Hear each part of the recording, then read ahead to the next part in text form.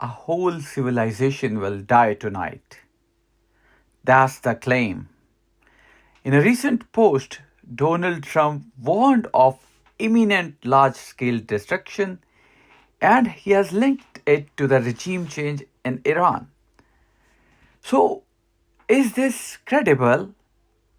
Partly because such statements can be tied to real military pressure and deadlines, but the scale and immediacy of this language go far beyond typical strategic signaling.